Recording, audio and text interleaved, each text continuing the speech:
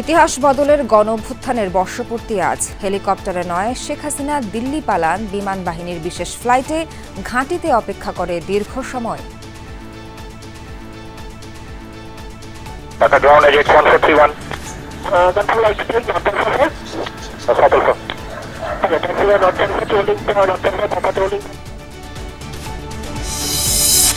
বহুকাঙ্ক্ষিত জুলাই ঘোষণাপত্র পাঠ বিকেলে মানিক মিয়ায় চলছে আনুষ্ঠানিকতা। গণতান্ত্রিক, মানবিক ও বৈষম্যহীন রাষ্ট্র প্রতিষ্ঠার আহ্বান প্রধান উপদেষ্টার।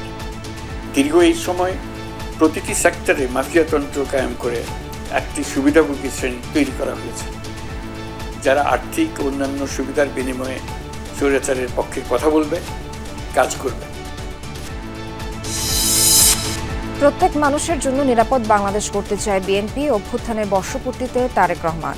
মব ভায়োলেন্স, নারীর প্রতি সহিংসতা বন্ধের আহ্বান। মব ভায়োলেন্সকে উৎসাহিত করবেন না, নারীর প্রতি সহিংস আচরণ করবেন না। একটা বছর উপরে হয়ে গেছে, আমার কেউ মা করে ডাকে না। বাংলাদেশের নাগরিক হয়েও এখন আমার ছেলের একটা ভালো মন্দ খবর পাইলাম না, কারণ আমার টাকা নাই, আমার কোনো ক্ষমতাশালী লোক নাই। শহীদ পরিবারগুলোতে থামেনি কান্না। রাজনৈতিক স্বার্থের ঊর্ধ্বে ওঠে হত্যার বিচার আর দেশ গঠনে আন্তরিকতাই চাওয়া। বড় বড় নেতারা পালিয়ে গেছে, ঠিক আছে, পালিয়ে গেছে তারা। তাদেরকে পালানোর জন্য সাহায্য এই রাষ্ট্র থেকেই করা হয়েছে। আমার সন্তান এমনি এমনি রক্ত দিয়ে যায় নাই। এই দেশের একটা আদর্শ মাথায় রেখে সে মৃত্যুবরণ করছে, আর এরা কি করতেছে। ছাত্র জনতার গণঅভ্যুত্থানে আওয়ামী লীগ সরকার পতনের বর্ষপূর্তি আজ। এক বছর আগে এই দিনে শেখ হাসিনা পালিয়ে যাওয়ার যে ভিডিও দেখা যায়, তারপরও ৩০ মিনিটের মতো দেশের মাটিতেই ছিলেন তিনি। কেবল শেখ রেহানা নয়, সঙ্গে করে নিয়ে যান ববি সহ আরও ৩ জনকে। তৎকালীন বঙ্গবন্ধু ঘাঁটি থেকে উড়াল দেওয়ার ঠিক আগ মুহূর্তে শেখ হাসিনার সাথে দেখা করেছিলেন তারেক সিদ্দিকী সহ গুরুত্বপূর্ণ কয়েকজন। তাদের বহনকারী ফ্লাইটের মুভমেন্টেও কোনো ভিআইপি নিরাপত্তা ছিল না। হাসিনার সেফ এক্সিট এতটাই সাধারণভাবে করা হয়, যা ঘুণাক্ষরেও আঁচ করতে পারেননি এয়ার মুভমেন্টের কর্মকর্তারাও। কিভাবে, কোন পথে, কাদের হাত ধরে দেশ ছাড়তে পেরেছিলেন শেখ হাসিনা? সহকর্মী আহমেদ রেজাকে সাথে নিয়ে উত্তর খুঁজেছেন আখলাকুস সাফা। শেখ হাসিনার দেশ ছেড়ে যাওয়ার এই ভিডিও ফুটেজটি দেখেছেন সবাই। অনেকেই বলেন এটি শেখ হাসিনার পলায়নের ফুটেজ, আসলে কিন্তু তা নয়। ফুটেজটি ধারণ করা ৫ আগস্ট বেলা ২টা ৩৫ থেকে ৪০ মিনিটে। লোকেশন হযরত শাহজালাল বিমানবন্দরের পাশে কুর্মিটোলায় বিমান বাহিনীর তখনকার বঙ্গবন্ধু ঘাঁটির এয়ার মুভমেন্ট এলাকা। বিএএফ শাহীন কলেজের পাশের অফিসার্স মেস থেকে মোবাইলে এই ফুটেজ ধারণ করেছিলেন বাহিনীরই একজন। বিমান বাহিনীর MI-17 হেলিকপ্টার থেকে নেমে 4টি সুটকেস সহ গাড়িতে উঠছেন শেখ হাসিনা ও রেহানা। এরপর গাড়িতে করে যে এয়ার মুভমেন্টের ভিভিআইপি রুমে ২০ মিনিট অবস্থান করেন তারা। কি হয়েছে এই ২০ মিনিটে? কেনই বা সেখানে অবস্থান? জানা যায় শেষ মুহূর্তে কারো জন্য অপেক্ষা করছিলেন দুই বোন। এরই মধ্যে এয়ার মুভমেন্ট এলাকায় একে একে 4টি গাড়ি প্রবেশ করতে দেখা যায়। প্রথম গাড়িটিতে ছিলেন শেখ হাসিনার সামরিক উপদেষ্টা তারেক সিদ্দিক। নিজের পরিচয় দিয়ে গাড়িবহর সহ ঢোকেন এয়ার মুভমেন্টের ভিভিআইপি জোনে। মূলত আরো ৩ জনের জন্যই ছিল হাসিনা রেহানার সে অপেক্ষা। রেহানার ছেলে ববি সহ আরো 2 জন ছিলেন তারেক সিদ্দিকের ওই গাড়ি বহরে। ততক্ষণে স্ট্যান্ড বাই বিমান বাহিনীর C-130 জুলিয়েট হারকিউলিস। তখন গণভবনে ঢুকে পড়েছে বিক্ষুব্ধ ছাত্র জনতার ঢল। এরই মধ্যে সংক্ষিপ্ত সাক্ষাৎ শেষে তড়িঘড়ি করে C-130-তে ওঠেন শেখ হাসিনা সহ 5 জন, সাথে SSF-এর 1 জন ও ক্রু। ঢাকার গ্রাউন্ড কন্ট্রোলারের মধ্যে রেডিও যোগাযোগের রেকর্ডিং থেকে জানা যায় বিমানটি তৎকালীন বঙ্গবন্ধু এয়ারবেস থেকে রানওয়ে 32-তে যাওয়ার জন্য ট্যাক্সিওয়ে সাউথ আলফা বেছে নেয়। ঠিক বেলা 3টা 9 মিনিটে ভারতের উদ্দেশ্যে টেক অফ করে বিমানটি। ফ্লাইট প্রোগ্রেস স্ক্রিপ্ট থেকে জানা যায় ঢাকা থেকে টেক অফ করার সময় ট্রেনিং মিশন হিসেবে উড্ডয়ন করে বিমানটি। যতক্ষণ বাংলাদেশের আকাশে ছিল ততক্ষণ ট্রান্সপন্ডার ছিল বন্ধ।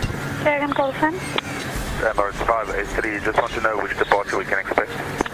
Ground IS 1431 requesting.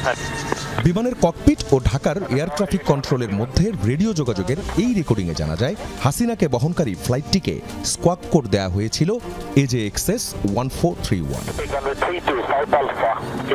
ঢাকা ইটিসির রাডার মনিটরের স্ক্রিন গ্র্যাব দেখায় ফ্লাইট AJXS 1431 ভারতীয় আকাশসীমায় প্রবেশের কিছুক্ষণ আগে তার ট্রান্সপন্ডার চালু করে।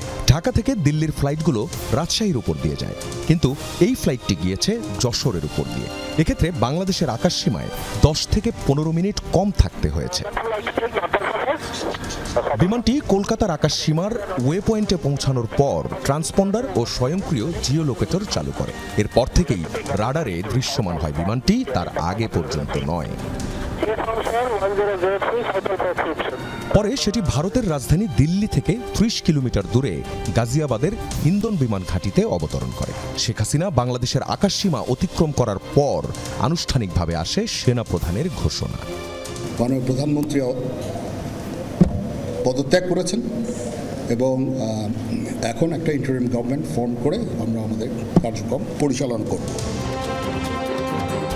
তারও আগে দুপুর 2:30টায় এসএসএফ সদস্যরা গণভবন থেকে শেখ হাসিনা ও রেহানাকে চীন মৈত্রী সম্মেলন কেন্দ্রের পাশের এই জায়গাটিতে নিয়ে যায়। সেখানে ইটের স্তূপের পাশে অপেক্ষায় ছিল বিমান বাহিনীর MI-17 হেলিকপ্টারটি। 5 আগস্ট ভোর, গণভবনকে কেন্দ্র করে সর্বোচ্চ নিরাপত্তা। পুরো এলাকায় শুনশান নীরবতা। ব্রডব্যান্ড, মোবাইল ডাটা ভোর থেকে হঠাৎই পাওয়া যাচ্ছিল না কোনো কানেকশন। ওদিকে সকাল থেকে লং মার্চ টু ঢাকা পালনে জনতার ঢল ঢাকামুখী মহাসড়কে।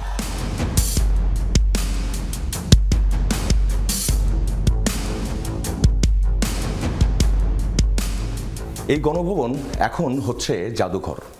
2024-এর 5 আগস্ট সকাল অনেক ভোরে ফজরের নামাজ পড়ে শেখ হাসিনা একটি চায়ের কাপ হাতে গণভবনের অফিস কক্ষে বসেন এবং সেখান থেকে পুলিশ বাহিনীতে থাকা তার যে আস্থাভাজনরা আছেন তাদেরকে তিনি টেলিফোন করেন। আমরা এরই মধ্যে জানি কারা ছিলেন তার আস্থাভাজন, এবং তখন তারা শেখ হাসিনাকে যে বার্তাটি দেন, তারা বলেন কড়া নিরাপত্তায় ঢেকে ফেলা হয়েছে পুরো গণভবন এলাকা এবং কেউ ঢুকতেই পারবে না এই গণভবনে, এমনকি একটি পিঁপড়াও না।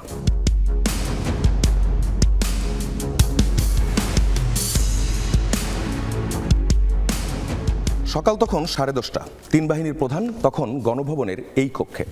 তারা শেখ হাসিনাকে জানান পরিস্থিতি নিয়ন্ত্রণের বাইরে। উল্টো তাদের উপরই ক্ষেপে যান শেখ হাসিনা এবং তাদেরকে ভৎসনা করেন। এরপর বাহিনী প্রধানরা বলেন বহু মানুষ মারা যাবে, কারণ কোনোভাবেই গণভবনের দিকে আসা জনস্রোত আর ঠেকানো যাবে না। তারপর শেখ হাসিনা আবারও দ্বারস্থ হন পুলিশের।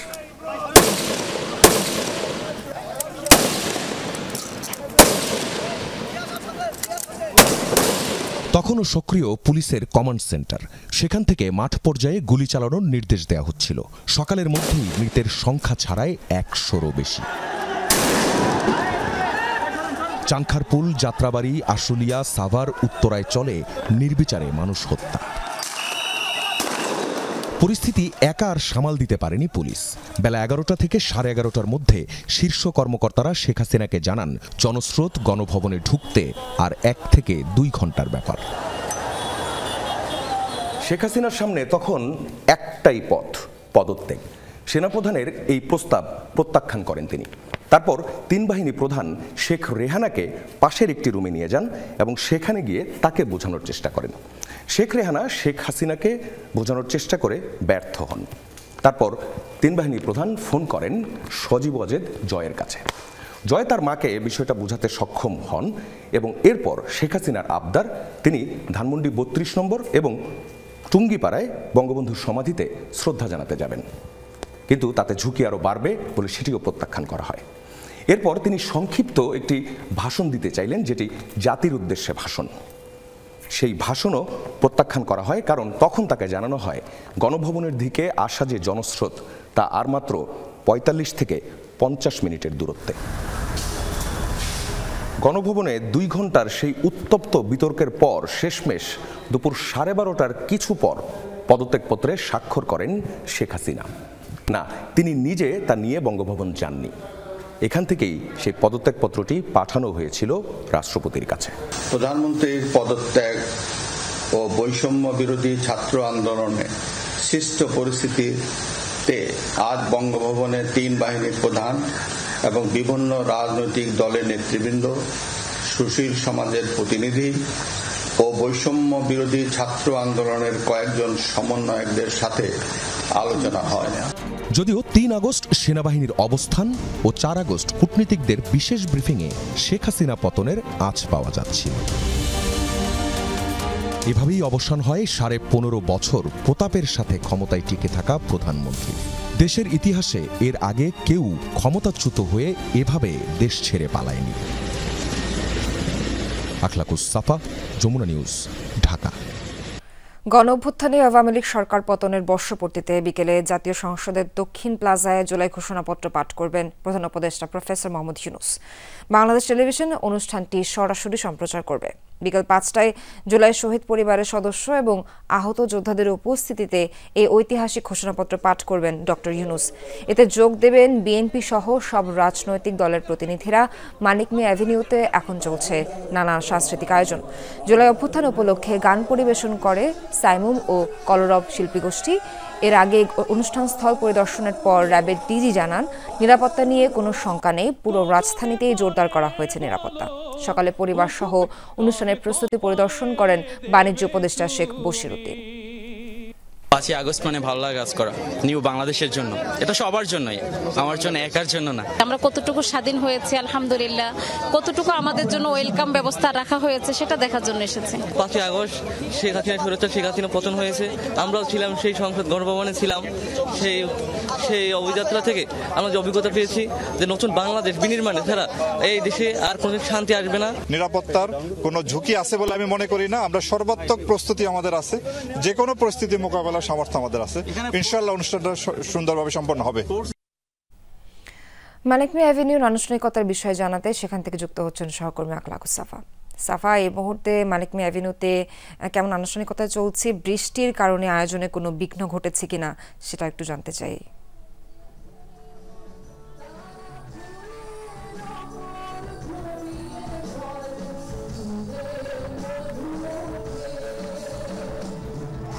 সাফা, শুনতে পাচ্ছেন নিশ্চয়ই?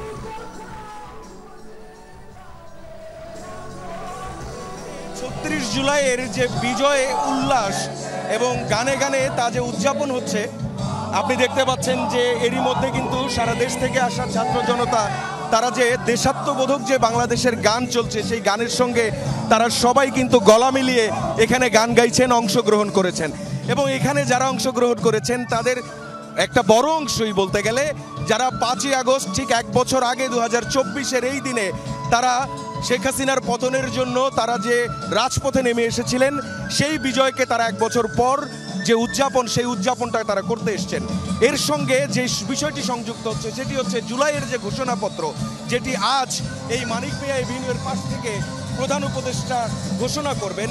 সেই প্রধান উপদেষ্টার যে ঘোষণা, সেই ঘোষণা শোনার জন্য কিন্তু তাদের একটা অধীর আগ্রহের যে অপেক্ষা আছে এবং এই অপেক্ষার সঙ্গে তাদের যে 1 বছরের যে দাবি, যে জুলাইয়ের যে গণ অভ্যুত্থান হয়েছিল সেই গণ অভ্যুত্থানের যে স্বীকৃতি, সেই গণ অভ্যুত্থানে যারা শহীদ হয়েছেন এবং যেই আহতরা এখনো পর্যন্ত তাদের জীবনের সঙ্গে যুদ্ধ করে যাচ্ছেন, যাদের ত্যাগের বিনিময়ে এই নতুন বাংলাদেশ বলে তারা বলছেন, এই বাংলাদেশে তারা যে জুলাইয়ের ঘোষণাপত্র চান, সেই ঘোষণাপত্র শোনার জন্য এক ধরনের অধীর যে অপেক্ষা, সেই অপেক্ষা আমরা দেখেছি।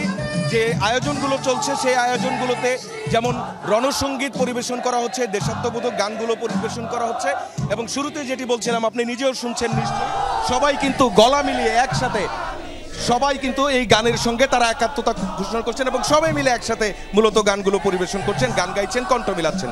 সোহার। সাফা, আপনাকে অনেক ধন্যবাদ। একটি গণতান্ত্রিক, মানবিক ও বৈষম্যহীন রাষ্ট্র প্রতিষ্ঠার আহ্বান জানিয়েছেন প্রধান উপদেষ্টা ডক্টর মোহাম্মদ ইউনূস। সকালে ঢাকা জেলা প্রশাসনের উদ্যোগে জুলাই গণঅভ্যুত্থান দিবস উপলক্ষে আয়োজিত অনুষ্ঠানে ভার্চুয়ালি দেয়া এক বক্তব্যে এই আহ্বান জানান তিনি। দীর্ঘ এই সময় প্রতিটি সেক্টরে মাফিয়াতন্ত্র কায়েম করে একটি সুবিধাভোগী শ্রেণী তৈরি করা হয়েছিল, যারা আর্থিক ও অন্যান্য সুবিধার বিনিময়ে স্বৈরাচারের পক্ষে কথা বলবে, কাজ করবে। স্বৈরাচারের পক্ষের সঙ্গী হলেই তার চাকরি হবে। কাজ মিলবে। 2024 সালের 5 আগস্ট বাংলাদেশে যা ঘটেছে এটি শুধু দেশেরই নয়, বিশ্বের ইতিহাসেও নজিরবিহীন, এমন মন্তব্য করেছেন বিএনপির ভারপ্রাপ্ত চেয়ারম্যান তারেক রহমান। গণঅভ্যুত্থান দিবস উপলক্ষে মঙ্গলবার সকালে এক ভিডিও বার্তায় তিনি কথা বলেন। একই সাথে জানান, এমন একটি বাংলাদেশ গড়তে হবে যেখানে দল, মত, ধর্ম, বর্ণ নির্বিশেষে বিশ্বাসী, অবিশ্বাসী, সংশয়বাদী প্রতিটি মানুষ নিরাপদে থাকবেন। গণঅভ্যুত্থানের বর্ষপূর্তিতে জাতির উদ্দেশ্যে বিএনপির ভারপ্রাপ্ত চেয়ারম্যান তারেক রহমানের ভিডিও বার্তা। বাংলাদেশের ইতিহাসের ঘৃণ্যতম ফ্যাসিস্ট পালিয়ে যাওয়া। বলেন, 21 শতকের এই বাংলাদেশে পলাতক স্বৈরাচার এক বিভীষিকার রাজত্ব কায়েম করেছিল। এই ফ্যাসিবাদের বিরুদ্ধে 1.5 দশকেরও বেশি সময় ধরে চলা আন্দোলনের সময় বিএনপি সহ ভিন্ন দল এবং মতের গণতন্ত্রের পক্ষের শক্তির লাখো কোটি নেতাকর্মীর জন্য দেশকে নরকে পরিণত করে রাখা হয়েছিল। যারা কৌশলে ফ্যাসিবাদী শাসনের সঙ্গে অন্তর্বর্তী সরকারের তুলনা করতে চায়, তাদের 5 আগস্টের এই দিনটি মনে করিয়ে দেন তারেক রহমান। দেশ এবং জনগণের স্বাধীনতা এবং অধিকার প্রতিষ্ঠার জন্য নিজের জীবন বিলিয়ে দিয়ে শহীদগণ আমাদেরকে ঋণী করে গেছেন। এবার শহীদদের প্রতি আমাদের ঋণ পরিশোধের পালা। শহীদ পরিবারের কাছে সমগ্র বাংলাদেশ ঋণী। ভবিষ্যৎ বাংলাদেশ গড়া নিয়ে বিএনপির পরিকল্পনার কথা জানান ভারপ্রাপ্ত চেয়ারম্যান। মায়ের চোখে বাংলাদেশ যেমন, আমরা তেমন একটি বাংলাদেশ গড়তে চাই যেখানে দল, মত, ধর্ম, বর্ণ নির্বিশেষে বিশ্বাসী, অবিশ্বাসী, সংশয়বাদী প্রতিটি সন্তান, প্রতিটি মানুষ নিরাপদে থাকবে। আজ এবং আগামীর প্রতিটি 5ই আগস্ট হয়ে উঠুক গণতন্ত্র, সুশাসন প্রতিষ্ঠা আর মানবিক মানুষ হয়ে ওঠার অঙ্গীকারের দিন। তারেক রহমান বলেন, 71-এর শহীদ মুক্তিযোদ্ধাদের বাংলাদেশ ভোলেনি, 24-এর গণ অভ্যুত্থানের শহীদদেরও ভুলবে না এদেশের মানুষ। 1971 সালে শহীদ মুক্তিযোদ্ধাদেরকে বাংলাদেশ ভোলেনি, 24-এর গণ অভ্যুত্থানের শহীদদেরকেও বাংলাদেশ ভুলবে না। অলক হাসান, যমুনা নিউজ। রাজনৈতিক স্বার্থের ঊর্ধ্বে থেকে খুনের বিচার ও দেশ গঠনে আন্তরিকতা চায় শহীদ পরিবারগুলো। স্বজনহারা বাবা মার আক্ষেপ, এখনও গ্রেফতার হয়নি উল্লেখযোগ্য আসামিদের অনেকে। 114 জনের মরদেহই শনাক্ত করা যায়নি, তাই সন্তান হারিয়েও মিলছে না বীরের মায়ের স্বীকৃতি। তাদের সঙ্গে কথা বলেছেন সহকর্মী রাসেল আহমেদ।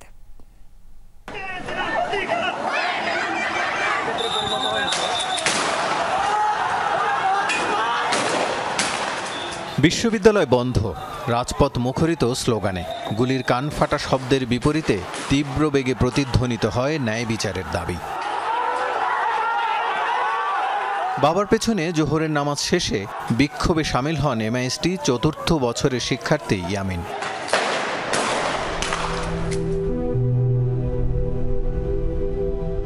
খানিক পরেই গুলিতে রক্তাক্ত ইয়ামিনের শরীর। পরের গল্পটা চরম অমানবিকতার। মৃতপ্রায় ইয়ামিনকে ছাদে নিয়ে শিকারের কৃতিত্ব জানান দিচ্ছিল পুলিশের এপিসি।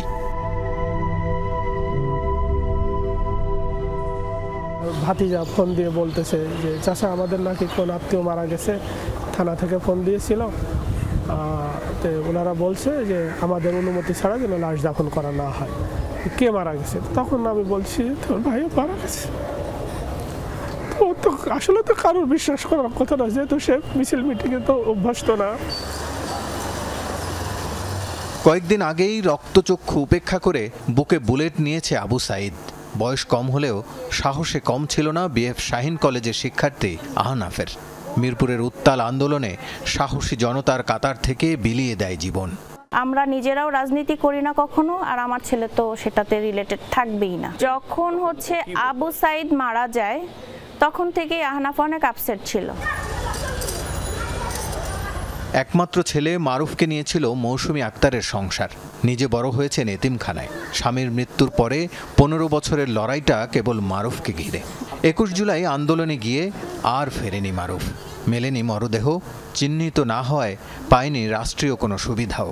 5 তারিখে মনে নাই, ওইখানে গেছে, তারপর ও নিজেই স্বীকার করছে কাম্মু আমি আন্দোলনে গেছিলাম। আমি বলছি বাবা আর যাইবা না। 21 তারিখে কি ওই কোথায় গেছে, আন্দোলনে গেল না কোথায় গেল আমার তো বইলা যায়নি।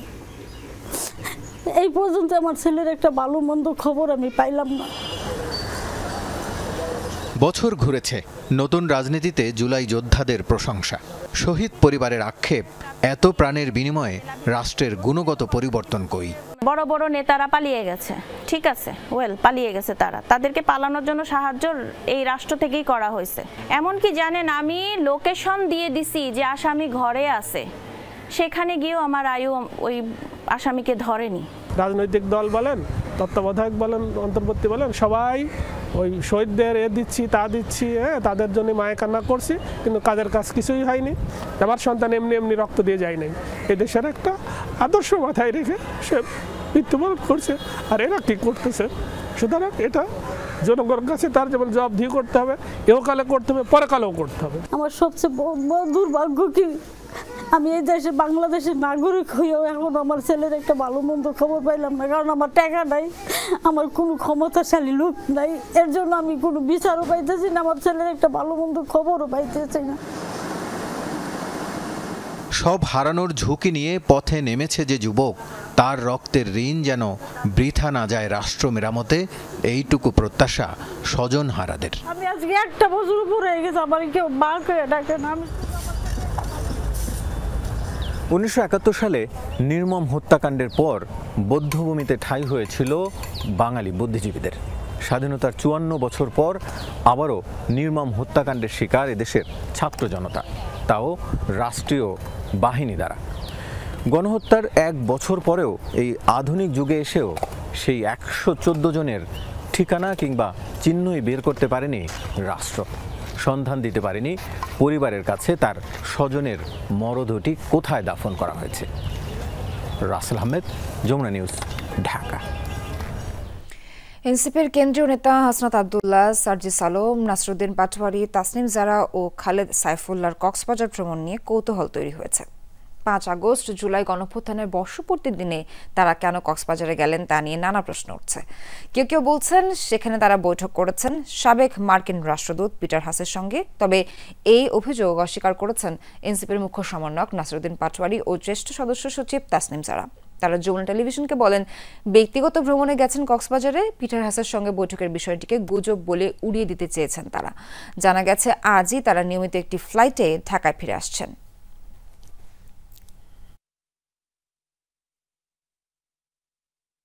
এটা গুজব, আমরা ঘুরতে আসছি, আর হলো পিটার হাসের সাথে একটা প্রোপাগান্ডা, আমরা এই বিষয়ে কিছুই জানি না।